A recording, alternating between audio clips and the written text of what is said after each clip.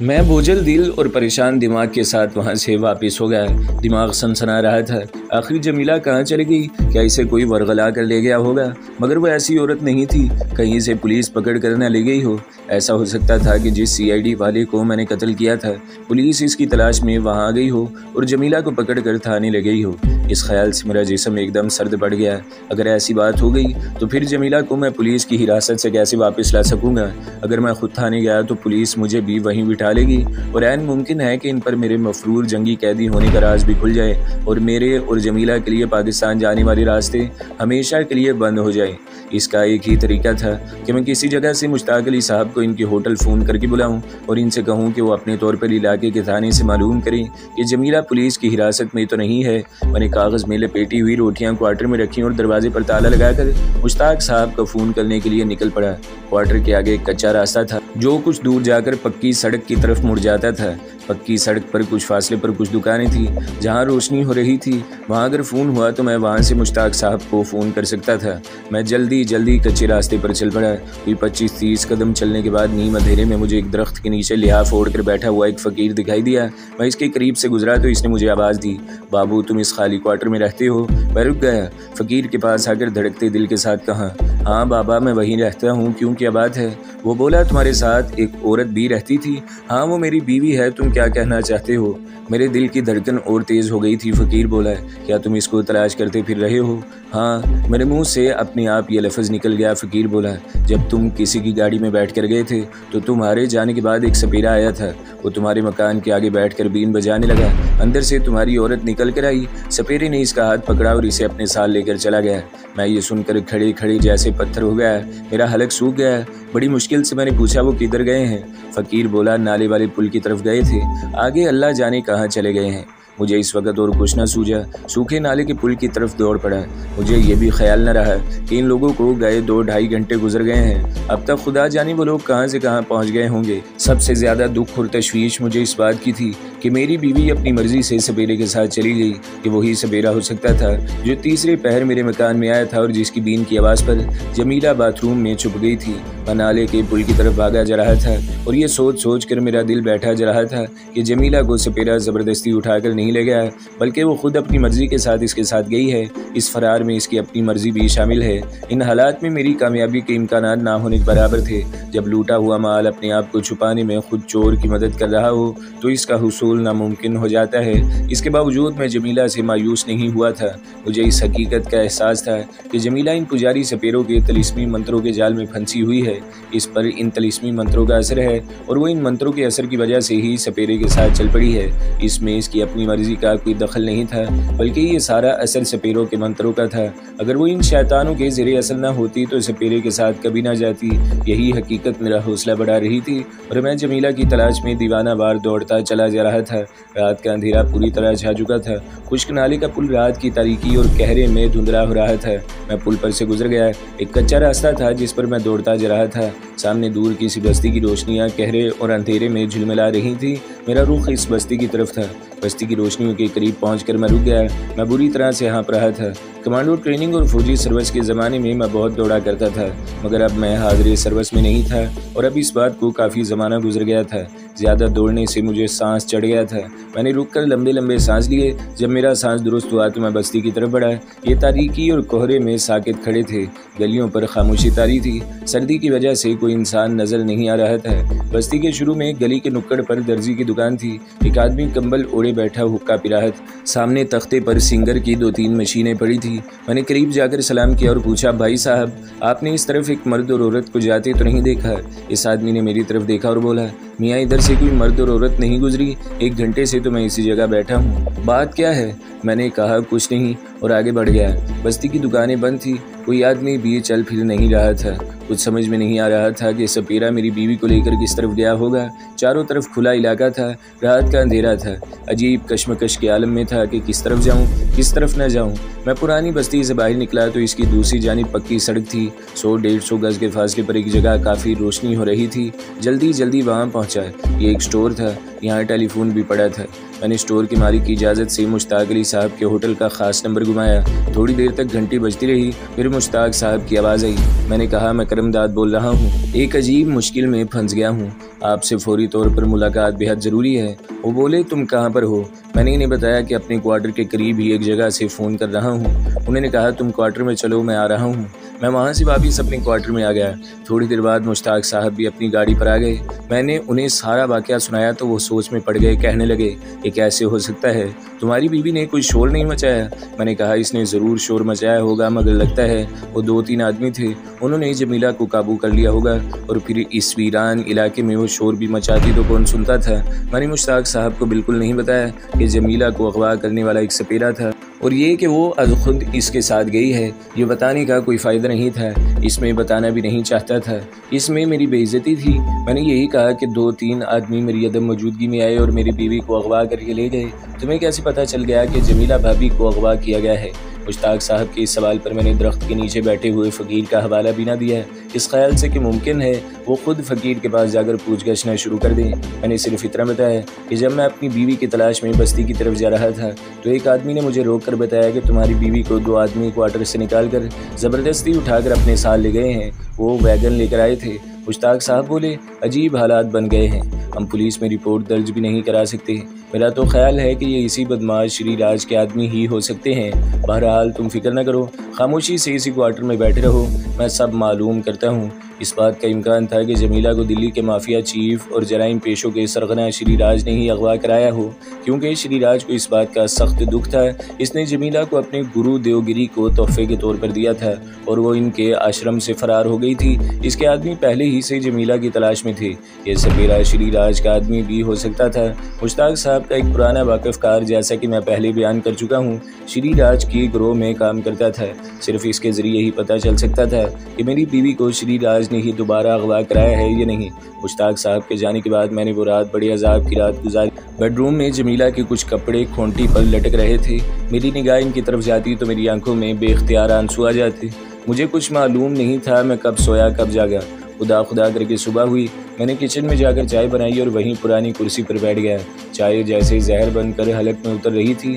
ख्याल बार बार जमीला की तरफ जाता था कि वो कहाँ होगी, किस हाल में होगी। वो अपनी मर्जी से नहीं गई, इसे शैतानी मंत्रों के ज़रिए असर अगवा किया गया है। खुदा जाने सपेरा इसे कहाँ लेकर चला गया होगा। अगर वो श्रीराज का सपेरा था तो जमीला को यकीनन वापस गुरु देवगिरी के आश्रम में पहुँचा दिया होगा। मैंने दिल में फैसला कर लिया कि इस बार देवगिरी के आश्रम में जाकर जमीला को भी वापस लाऊंगा और इस शैतान सिफ्त पुजारी देवगिरी को भी जिंदा नहीं छोड़ूंगा। मुश्ताक साहब ने मुझे ख़ास तौर पर हिदायत की थी कि मैं क्वार्टर वाले मकान में ही रहूं। मैं कमरे में ही रहा।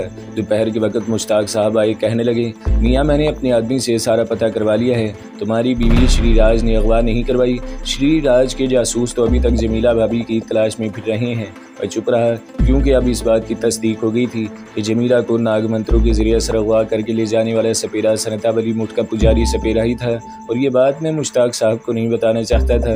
मुझे सर झुकाए खामोश बैठा देखकर मुश्ताक साहब बोले, मियाँ तुम फिक्र न करो, मेरा भी यहाँ काफ़ी असर व रसूख है। मैं तुम्हारी बीवी की तलाश में चारों तरफ अपने आदमी दौड़ा देता हूँ, कहीं ना कहीं से इसका ज़रूर सुराग मिल जाएगा। लेकिन मुझे अब दोबारा बस्ती हिंद के ख़तरनाक जंगलों में वाक़ सनता वली मुठ की तरफ जाना था। मुझे यकीन था कि जमीला को पुजारी सपेरा वहीं लेकर गया है। इस वक्त मुझे अपनी हमदर्द और मेहरबान दोस्त कावेरी बहुत याद आई। मुझे सनता वली मुठ के जंगल का रास्ता पूरी तरह याद नहीं था। अगर कावेरी मेरे साथ होती तो वो मेरी रहनुमाई कर सकती थी। खुदा जाने वो कहाँ गायब हो गई थी, जिंदा भी होगी या नहीं। मैंने इसी रात संबलपुर और देवगढ़ के दरमियानी जंगल में वाक़ सनता वली मुठ की तरफ जाने का फैसला कर लिया। मुश्ताक साहब मुझे तसलियाँ दे रहे थे कि मैं फ़िक्र न करूँ, वो बहुत जल्द जमीला को ढूंढ निकालेंगे। और मैं सोच रहा था कि जल्दी से दिन गुजरे और मैं रात के अंधेरे में दिल्ली रेलवे स्टेशन पर जाकर संबलपुर की तरफ रवाना हो जाऊं। मुश्ताक साहब अगले रोज़ आने का कहकर चले गए। बाकी का सारा दिन मैंने क्वार्टर के बंद कमरों में एक कैदी की तरह बेचैनी से इधर उधर टहलते हुए गुजार दिया। जब शाम का झटपटा फैलने लगा तो मैंने तैयारी शुरू कर दी। मेरे पास 1,500-2 हज़ार रुपये की रकम अभी तक मौजूद थी। कमांडो चाकू और रिवॉल्वर भी था। मैंने कुछ गोलियां अभी भरी हुई थी। किचन में जाकर जो थोड़ा बहुत खाना पड़ा था खाया। जैकेट पहनी, रिवॉल्वर और चाकू जैकेट जैकेट के अंदर वाली जेबों में संभाल कर रख लिया। हर तरह से तैयार होकर मैं बैठक वाले कमरे में आकर बैठ गया और इंतज़ार करने लगा कि रात का अंधेरा छा जाए तो स्टेशन की तरफ निकल चलूँ। अचानक बाहर किसी मोटर गाड़ी की आवाज़ सुनाई दी। कोई मोटर गाड़ी क्वार्टर के सामने आकर रुक गई। मैं यही समझा कि मुश्ताक साहब को जमीला का कोई सुराग मिल गया है और वो मुझे खुशखबरी सुनाने आए। मेरी किस्मत अच्छी थी कि मैंने दरवाज़ा नहीं खोला, बल्कि दरवाजे की दुर्ज में से बाहर झांक कर देखा। अभी शाम का झटपटा ही था, ज़्यादा अंधेरा नहीं हुआ था। मैंने एक जीप को देखा जिसमें 4 पुलिस के सिपाही उतरे और क्वार्टर की तरफ बढ़े। एक बार तो मेरे पाँव तले की ज़मीन निकल गई, मगर मैंने अपने होशो हवास संभाल रखे थे। तेज़ी से दरवाजे से हटकर क्वार्टर की अगबी अहाते की तरफ दौड़ा। वहाँ 5-6 फीट ऊंची दीवार थी। दौड़कर दीवार पर चढ़ गया। ऊपर चढ़ते ही दूसरी तरफ छलांग लगा दी और वीरान मैदान में जितनी तेज़ दौड़ सकता था दौड़ने लगा। शाम के धुंधलके ने मुझे अपने अंदर छुपा लिया। मैं दौड़ते दौड़ते काफ़ी दूर निकल गया। मैदान ख़त्म हो गया। मुझे कुछ पता नहीं था कि ये दिल्ली का कौन सा इलाका है और आगे कौन सा इलाका आएगा। अब मैं दौड़ नहीं रहा था, बल्कि तेज़ तेज़ ज़रूर चल रहा था। यही डर था कि पुलिस ज़रूर मेरा पीछा कर रही होगी। मेरे चारों तरफ दिल्ली शहर की नई पुरानी आबादियों की रोशनियाँ झिलमिला रही थी, मगर ये रोशनियाँ मुझसे बहुत फासले पर थी और मैं शाम के बढ़ते फैलते अंधेरे में एक ऐसे इलाके से गुजर रहा था जहाँ कभी झाड़ियाँ आ जाती थी और कभी पथरीली ज़मीन शुरू हो जाती थी। आखिर मैं एक पक्की सड़क पर निकल आया। ये सड़क छोटी थी और वीरान इलाके में से गुजरती थी। इसकी एक जानिब किसी टीले की दीवार थी। मैंने दूर नजर आती रोशनियों को निगाह में रखा और सड़क पर चलने लगा। इस वक्त अचानक मुझे पीछे से किसी मोटर गाड़ी की आवाज़ सुनाई दी। मैं यही समझा कि ये पुलिस की गाड़ी है और मेरे पीछे लगी है। मैंने घबराकर भागना शुरू कर दिया। सड़क टीले के साथ ही एक तरफ को मुड़ गई थी। जब मैं सड़क मुड़ने लगा तो मेरे पीछे मोटर गाड़ी की हेडलाइट्स की रोशनी पड़ी। मैंने और तेज़ भागना शुरू कर दिया। टीला ख़त्म हो गया। मैं समझ गया कि अब मेरा बचना मुश्किल है। पुलिस की गाड़ी मेरे सर पर आ गई थी और सामने सड़क खाली थी। मैं गाड़ी की रोशनी में पुलिस को साफ नज़र आ जाऊंगा और ऐन मुमकिन है मुझे भागता देखकर पुलिस मुझ पर फायरिंग शुरू कर दे। मैंने घबराहट में दाएं बाएं देखा। बाएं जाने मुझे एक कोठरी सी अंधेरे में दिखाई दी। मैं अपने आप को बचाने के लिए इस कोठरी की तरफ दौड़ा। कोठरी में मध्यम रोशनी हो रही थी। दरवाज़ा बंद था। मैंने धक्का दिया, दरवाज़ा खुल गया। अंदर लालटेन जल रही थी और एक जोगी टाइप का आदमी भूरा कंबल ओढ़े एक मूर्ति के आगे बैठा पूजा कर रहा था। मैंने जाते ही कहा, महाराज मुझे बचा लें, पुलिस मेरे पीछे लगी है, मैं बेकसूर हूँ। जोगी के हाथ में कोई किताब थी। इसने किताब एक तरफ रख दी और कोठरी की दीवार के साथ जो चारपाई बिछी थी इसकी तरफ इशारा करके बोला, मूर्ख जा, इस खाट के नीचे जाकर छुप जा। चारपाई पर कंबल बिछा हुआ था जो चारपाई के ऊपर से ज़मीन तक लटक रहा था। मैं जल्दी से चारपाई के नीचे घुस गया। मुझे दरवाज़ा बंद करने की आवाज़ आई। जोगी ने उठकर दरवाज़ा बंद किया। जोगी मूर्ति की पूजा करते वक्त कुछ गुनगुना भी रहा था। इसने दोबारा गुनगुनाना शुरू कर दिया। खुदा जाने वो क्या पढ़ रहा था। मेरे कान बाहर की खामोशी पर लगे हुए थे। जब मैंने बाहर किसी मोटर गाड़ी के रुकने की आवाज़ सुनी तो मेरा दिल खौफ के मारे ज़ोर ज़ोर से धड़कने लगा। मैं कोई बुज़दिल नहीं था, मेरे पास रिवॉल्वर भी था, मगर ऐसे हालात में फंस गया था कि मेरी बहादुरी भी वहाँ कुछ नहीं कर सकती थी। पुलिस की राइफलों के सामने मेरे रिवॉल्वर की 6-7 गोलियाँ मेरे किसी काम नहीं आ सकती थी। बाहर से आदमियों के बोलने की आवाज़ें आने लगी। आवाज़ें कोठरी की तरफ बढ़ रही थी। जोगी ने आहिस्ता से कहा, मूर्ख चुप रहना, बोलना मत। किसी ने दरवाजे पर जोर से हाथ मारकर कहा, जो कोई अंदर है बाहर आ जाए, हम पुलिस के सिपाही हैं। मेरा खदशा बिल्कुल दुरुस्त था। बेचारे जोगी ने मुझे एक मुसीबत का मारा इंसान समझकर पनाह जरूर दी थी, मगर वो पुलिस से मुझे बचा नहीं सकता था। पुलिस अगर इस कोठरी की तरफ आई थी तो इसने ज़रूर मुझे इस तरफ जाते जीप या वैगन की रोशनी में देख लिया होगा। जोगी ने बड़ी जलाली आवाज़ में पूछा, कौन मूर्ख हमारी पूजा भंग करने इस समय आया है। बाहर से आवाज़ आई, दरवाज़ा खोलो, पुलिस पाकिस्तानी जासूस की तलाश में आई है। इसके साथ ही दरवाज़ा धड़ाक से खुलने की आवाज़ आई। मेरी आंखों के आगे कोठरी के फर्श तक बोसीदा कंबल लटक रहा था। इस तरफ से कंबल ज़रा सा पीछे हटा हुआ था और वहाँ एक दराज सी बन गई थी। मैंने इस दुर्ज में से लेटे लेटे देखा। 3 पुलिस के सिपाही जिनके पास राइफलें थी कोठरी में घुसकर खड़े हो गए।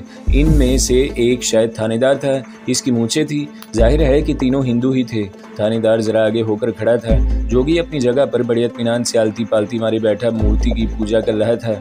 थानेदार ने कहा, महाराज एक पाकिस्तानी जासूस भाग कर इस तरफ आया है, हम इसको पकड़ने आए हैं। जोगी ने बुलंद और रौबदार आवाज़ में कहा, तुम्हारा क्या नाम है मूर्ख। मेरा नाम जगन्नाथ है और मैं हेड कांस्टेबल हूँ। थानेदार ने कहा। जोगी ने कहा, नाम तुमने जगन्नाथपुरी के देवता का रखा है और इसके चेले की पूजा भंग कर रहे हो। मूर्ख, मैं तुम्हें ऐसा श्राप दूंगा कि तेरी 7 सनताएं नष्ट हो जाएंगी। इन मूर्खों को लेकर यहाँ से भाग जा, हमारी पूजा भंग न कर। हिंदू हेड कांस्टेबल ने कहा, मगर महाराज हमने पाकिस्तानी जासूस को इसी तरफ आते देखा था, इस दफ़ा जोगी बहुत जलाल में आ गया। इसने कड़क कर कहा, जय जगनपुरी जगन्नाथरी, जगन्नाथ तू पापी है, हमारी कुटिया से निकल जा, यहाँ कोई जासूस वासूस नहीं आया, निकल जा मूर्ख। जय जगनपुरी जय जगन्नाथरी। नाराज़ ना हो महाराज, हम जाते हैं। हिंदू हेड कांस्टेबल ने हाथ बांध कर यह जुमला अदा किया और पुलिस के सिपाहियों को लेकर कोठरी से निकल गया। जोगी ने कड़क कर कहा, मूर्ख, कुटिया का दरवाज़ा बंद करना मत भूलना। हिंदू हेड कांस्टेबल ने कुटिया से निकलते ही दरवाज़ा बंद कर दिया। जोगी ने दोबारा पूजा पाठ शुरू कर दी। बाहर से पुलिस की गाड़ी के स्टार्ट होने की आवाज़ आई। जब गाड़ी की आवाज़ दूर जाकर गायब हो गई तो जोगी ने कहा, मूर्ख, खाड़ के नीचे से बाहर निकला है। मैंने खुदा का शुक्र अदा किया कि आई हुई बला टल गई है। मैं इस बात पर बड़ा हैरान हुआ कि जोगी ने, जो खुद हिंदू, ये सुनकर भी कि मैं पाकिस्तानी जासूस हूँ और मुसलमान हूँ, मुझे पुलिस के हवाले नहीं किया।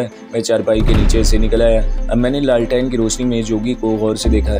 इसकी उम्र 30-35 साल की होगी। सांवली रंगत थी, सर के बाल जोगियों की तरह बड़े हुए थे, माथे पर तिलक की 3 सुर्ख लकीरें बनी हुई थी, लिबास गिरवा था, कांधे पर भूरा कंबल था, नाक तीखी और आंखें बड़ी चमकीली थी। इस जोगी के चेहरे पर एक अजीब सी मुस्कुराहट थी, जो मुस्कुराहट भी नहीं थी बल्कि मुस्कुराहट और संजीदगी के दरमियान कोई कैफियत थी। लगता था कि वो बेमालूम अंदाज में मुस्कुरा रहा है, दूसरे लम्हे लगता कि नहीं, वो बिल्कुल नहीं मुस्कुरा रहा है। इसके सामने किसी देवता की पीतल की छोटी सी मूर्ति थी जो एक चौकी पर रखी हुई थी और मूर्ति के आगे गेंदे और रतन जो के 3-4 फूल पड़े थे। जोगी ने मुझे अपने सामने बैठने का इशारा किया। मैं बड़े अदब से इसके सामने बिछे हुए बोरिए पर बैठ गया। वो मेरा मोहसिन था। इसने एक तरह से मेरी जान बचाई थी। मुझ पर इसका अदब करना फ़र्ज था। वो अगर चाहता तो मुझे पुलिस के हवाले कर सकता था और पुलिस मुझे ज़िंदा नहीं छोड़ती। पुलिस को मेरे बारे में सब कुछ पता चल गया था कि मैं जंगी कैदियों की ट्रेन से भागा हुआ हूँ, पाकिस्तानी हूँ और इनके इंटेलिजेंस के अफसर को मैंने ही हलाक किया है। जाहिर था कि अगर हेड कांस्टेबल ने यह कहा था कि मैं पाकिस्तानी जासूस हूँ। भजन कीर्तन की किताब अभी तक जोगी के हाथ में थी। इसने किताब एक तरफ रख दी, अपने बोरिए के नीचे से एक सिगरेट निकालकर मेरी तरफ बढ़ाया और कहा, मूर्ख, सिगरेट पिएगा? मैंने कहा, महाराज, मैं सिगरेट नहीं पीता। जोगी ने कहा, मूर्ख, ये चरस वाला सिगरेट है, पी ले, सारे जन्म रोशन हो जाएंगे। मैंने माजरत करते हुए कहा, नहीं महाराज, मैं नशा नहीं करता। जोगी ने माचिस की तीली जलाकर नशे वाला सिगरेट सुलगाया। इसका एक लंबा कश लगाकर काफ़ी देर तक धुआं अपने अंदर रखा। फिर आहिस्ता आहिस्ता धुआं मुंह और नाक से बाहर निकालते हुए मुस्कुराया। ये जोगी आम जोगियों से मुख्तलिफ था। वैसे भी इसने मुझे पुलिस से बचाया था, वो मुझे अच्छा लगा। मैं सोचने लगा कि जोगी की कुटिया से निकलकर मुझे किसी ऐसे वीरान इलाके में से होकर स्टेशन पर जाना चाहिए जहाँ पुलिस का ख़तरा न हो। फिर ख्याल आया कि पुलिस ने तो रेलवे स्टेशन पर भी नाकाबंदी कर रखी होगी। मैं इन ख्यालों से उलझा हुआ था कि जोगी बोला, ये तो मुझे मालूम हो गया है कि तू मुसलमान है। पुलिस ने तुझे मेरी कुटिया की तरफ आते देख लिया था, वो यूं ही यहाँ नहीं आए थे। अब ये बता कि सचमुच तू पाकिस्तान का जासूस है? मैंने कहा, महाराज, मैं पाकिस्तानी ज़रूर हूँ मगर जासूस वगैरह कुछ भी नहीं हूँ। जब बांग्लादेश बना तो मैं ढाके में अपनी बीवी के साथ रह रहा था। मुक्ति बाहिनी वालों ने लूट मार और कत्लेआम शुरू कर दी तो मेरे घर को भी लूट लिया और मेरी बीवी को उठाकर ले गए। मैं जान बचाकर बॉर्डर क्रॉस करके कोलकाता पहुंचा। अब अपनी बीवी की तलाश में दरबदर मारा फिर रहा हूँ। पुलिस ने एक बार मुझे पाकिस्तानी जासूस समझकर पकड़ लिया। मैं फरार होने में कामयाब हो गया। अब वो मेरे पीछे लगी हुई है। बस ये है मेरी राम कहानी। मैं तो मुसीबत का मारा हुआ हूँ। जब मैं जोगी को अपनी दास्तान गम सुनाता रहा, जोगी ने चरस वाला सिगरेट पूरे का पूरा पी लिया। इसकी आंखें सुर्ख हो रही थी। मेरी दास्तान वो बड़ी तवज्जो से सुनता रहा। इसी वक्त यूं सर हिला देता है जैसे कह रहा हो, तुम बिल्कुल ठीक कहते हो। मैं चुप हो गया तो जोगी ने मुझसे पूछा, जो लोग तुम्हारी पत्नी को उठाकर ले गए हैं, क्या इनकी शक्ल सूरत तुमको याद है? मैंने कहा, मैं इस वक्त घर पर नहीं था, अपनी दुकान पर था। मोहल्ले वालों ने बताया कि मेरी बीवी को मुक्ति बाहिनी वाले उठाकर ले गए हैं। जोगी अफसोस के साथ बोला, बहुत बुरा किया इन लोगों ने, मूर्ख थे। अब तुम कहाँ जा रहे हो? मैंने जोगी को पुजारी की देवगिरी और सांपो सपेरो वाला किस्सा बिल्कुल नहीं सुनाया था। इसको सुनाने की ज़रूरत भी नहीं थी।